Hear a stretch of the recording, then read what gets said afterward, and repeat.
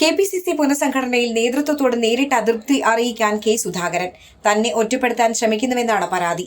K C. വേണുഗോപാലിനെ നാളെ K Sudhakaran നേരിട്ട് കാണും.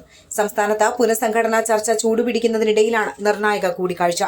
നിലവിൽ പുനഃസംഘടനയുമായി നടക്കുന്ന ചർച്ചകളിൽ കെ സുധാകരൻ അസ്വസ്ഥനാണെന്ന് അടുത്ത വൃത്തങ്ങൾ പറയുന്നു. അതൃപ്തി ഹൈക്കമാൻഡിനെ അറിയിച്ചു കഴിഞ്ഞു. കെ.സി. വേണുഗോപാലിലൂടെ അതൃപ്തി നേരിട്ടറിയിക്കുകയാണ് പുതിയ നീക്കം. തന്നെ മാറ്റാൻ വേണ്ടിയാണോ ദീപദാസ് മുൻഷി ഓരോ നേതാക്കളെയും നേരിൽ കാണുന്നതെന്ന് തന്നോട് പറയണമെന്ന് കെ സുധാകരൻ ആവശ്യപ്പെട്ടു.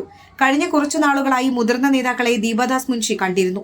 തന്നെ അറിയിക്കാതെ എന്തുകൊണ്ടാണ് പുനഃസംഘടനാ തീരുമാനമെന്ന് സുധാകരൻ ചോദിക്കുന്നു. നേരത്തെ കെപിസിസി പ്രസിഡന്റ് സ്ഥാനത്ത് കടിച്ചു തൂങ്ങില്ലെന്ന് കെ സുധാകരൻ വ്യക്തമാക്കിയിരുന്നു. മുഖ്യമന്ത്രിയാകാനും താനില്ലെന്ന് അദ്ദേഹം പറഞ്ഞു. നിയമസഭാ തെരഞ്ഞെടുപ്പിൽ മത്സരിക്കാനുമില്ല. തന്റെ സ്ഥാനം ജനങ്ങളുടെ മനസ്സിലാണെന്നും കെ സുധാകരൻ പറഞ്ഞിരുന്നു. യുക്തിസഹമായ തീരുമാനം എഐസിസിക്ക് എടുക്കാമെന്ന് അദ്ദേഹം പറഞ്ഞിരുന്നു. ദീപദാസ് മുൻഷി ഒറ്റയ്ക്ക് നേതാക്കളെ കാണുന്നത് അവർക്ക് വിശ്വാസമില്ലാത്തതിനാലാണെന്ന് കെ സുധാകരൻ പറഞ്ഞിരുന്നു. സംസ്ഥാനത്തെ പ്രധാനപ്പെട്ട നേതാക്കളെ പ്രത്യേകം കണ്ട് നേതൃമാറ്റം സംബന്ധിച്ച് അഭിപ്രായങ്ങൾ രേഖപ്പെടുത്തുകയാണ്.